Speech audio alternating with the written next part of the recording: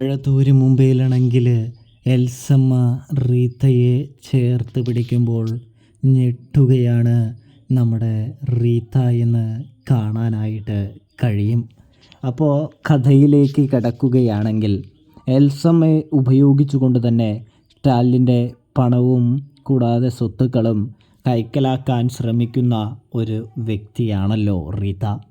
റീത്തയ്ക്കാണെങ്കിൽ സ്വത്തിനോടും പണത്തിനോടും ഒരുപാട് ആർത്തിയും അത്യാഗ്രഹവുമുണ്ട് എന്ന് കാണാനായിട്ട് കഴിയും.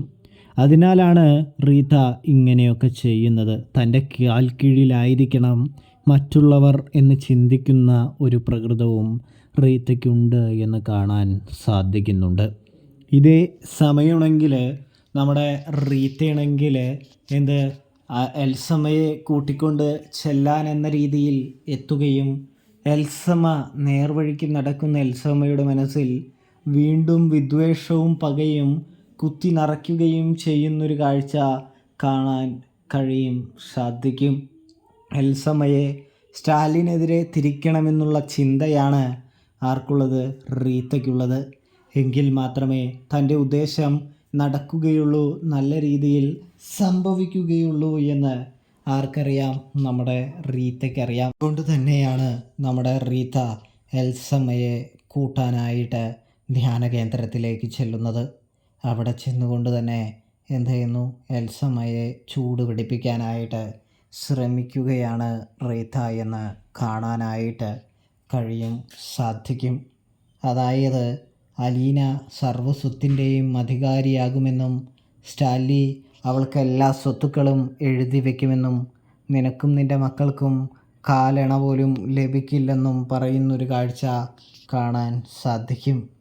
ഇതേ സമയം റീത്തയോട് എൽസമ്മ പറയുന്നുണ്ട്, ചേച്ചി, എനിക്ക് പഴയ പോലെ വലിയ ശത്രുതയോ വിദ്വേഷമോ ഒന്നും തന്നെയില്ല. അധികാരം വേണമെന്ന ആഗ്രഹവുമില്ല. തനിക്ക് അതിൻ്റെയൊന്നും ആവശ്യവുമില്ല. താൻ എങ്ങനെയെങ്കിലുമൊക്കെ ജീവിച്ചോളാമെന്ന് പറയുന്നത് കാണാൻ കഴിയും. ഇതേ സമയം എൽസമ്മേ, നീ ഇങ്ങനെ വിട്ടുകൊടുത്തു കഴിഞ്ഞാലുണ്ടല്ലോ, അവസാനം നിൻ്റെ മക്കളുടെ കാര്യം വരുമ്പോൾ ഒന്നും നിൻ്റെ കയ്യിൽ ഉണ്ടാകില്ല എന്ന് പറയുന്നത് കാണാനായിട്ട് സാധിക്കും.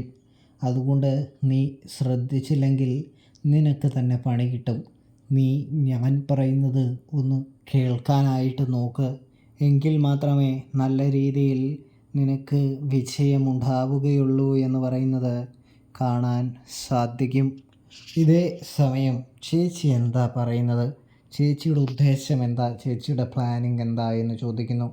നിനക്ക് സ്റ്റാലിൻ്റെ കൂടെ ജീവിക്കാൻ താല്പര്യമോ കാര്യമോ ഒന്നും തന്നെ ഇല്ലെങ്കിൽ നീ അവനോട് സ്വത്ത് ചോദിക്കുക എന്ന് പറയുന്നു. ആ സ്വത്ത് നിൻ്റെ മക്കളുടെ പേരിലിട്ടോളൂ. അപ്പോൾ നിനക്ക് നിൻ്റെ മക്കളുടെ ആവശ്യം വരുമ്പോൾ അത് ഉപയോഗിക്കാമല്ലോ എന്ന് പറയുന്നു. എങ്കിൽ മാത്രമേ നിനക്ക് നിങ്ങളുടെ മക്കളുടെ ആവശ്യം ഒരു സഹായം കൂടാതെ ചെയ്യാനായിട്ട് കഴിയുള്ളൂ. അതെന്താ നീ മനസ്സിലാക്കാത്തത് എന്ന് ചോദിക്കുന്നു. ഞാൻ പറയുന്നത് നിനക്ക് മനസ്സിലാവുന്നുണ്ടോ എൽസേ എന്ന് ചോദിക്കുമ്പോൾ, എന്തായാലും ചേച്ചിയല്ലേ എല്ലാ കാര്യവും തീരുമാനിക്കുന്നത്. ചേച്ചിയുടെ ഇഷ്ടം പോലെ നടക്കട്ടെ. ഞാനിപ്പോൾ എന്താ ചെയ്യേണ്ടത് എന്ന് ചോദിക്കുന്നത് കാണാൻ സാധിക്കുന്നുണ്ട്. ഇതേ സമയമാണെങ്കിൽ എൻ്റെ എൽസമ്മേ, നീ ചെന്ന് സ്റ്റാലിനോട് സ്വത്തിനെക്കുറിച്ച് സംസാരിക്കണം. അവൻ്റെ കയ്യിൽ നിന്നും സ്വത്ത് വാങ്ങിക്കണം എന്ന് പറയുന്നത് കാണാം. നീ ഒന്ന് മനസ്സ് വെച്ചാൽ അവൻ നിനക്ക് തീർച്ചയായിട്ടും സ്വത്ത് തരും എന്ന് പറയുന്നതും കാണാൻ സാധിക്കുന്നുണ്ട്.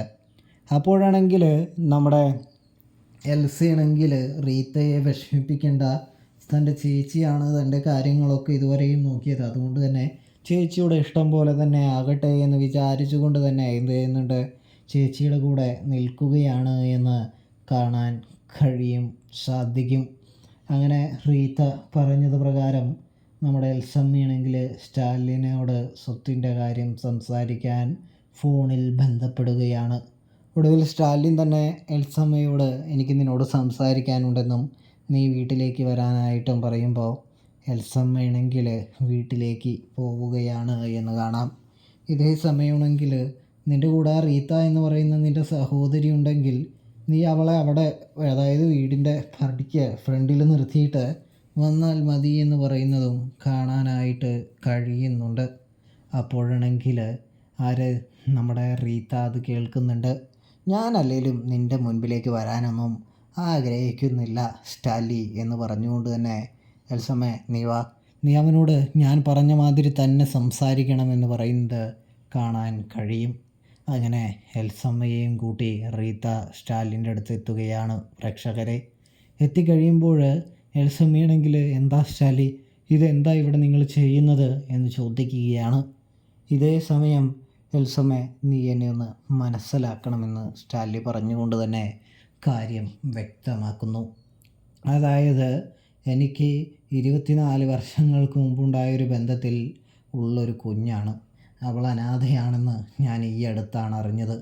അതുകൊണ്ട് തന്നെയാണ് അവളെ ഞാൻ എൻ്റെ ജീവിതത്തിൻ്റെ ഭാഗമാക്കിയതും ഭാഗം ഉൾക്കൊണ്ടതും അവളെ ഞാൻ ചേർത്ത് പിടിച്ച് ഇവിടേക്ക് കൊണ്ടുവന്നതും എന്ന് പറയുന്നു.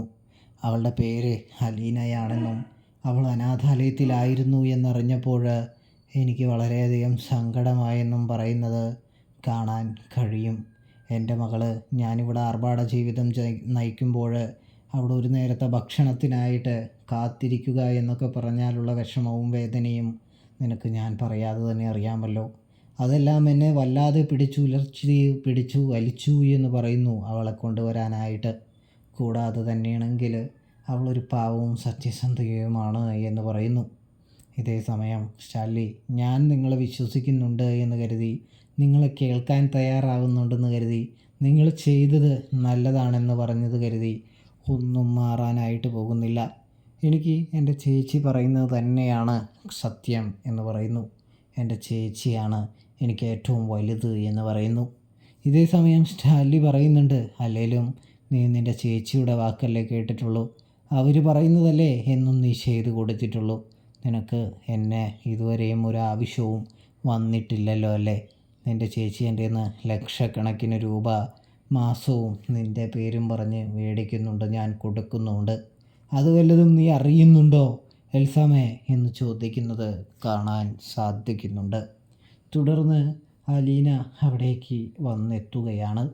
അലീനയാണെങ്കിൽ നമ്മുടെ എൽസമ്മയുടെ അടുത്ത് പറയാണ്, ആൻറ്റി ഞാനാണ് വന്നത്, ഞാൻ നിങ്ങൾക്ക് ഒരു തടസ്സമാണെങ്കിൽ ഞാൻ പോയിക്കോളാം. ഞാൻ ഒരിക്കലും നിങ്ങളെ ശല്യപ്പെടുത്താനോ വേദനിപ്പിക്കാനോ വേണ്ടി വന്നതല്ല, നിങ്ങളുടെ സ്വത്തിനോ പണത്തിനോ വേണ്ടി വന്നതല്ല.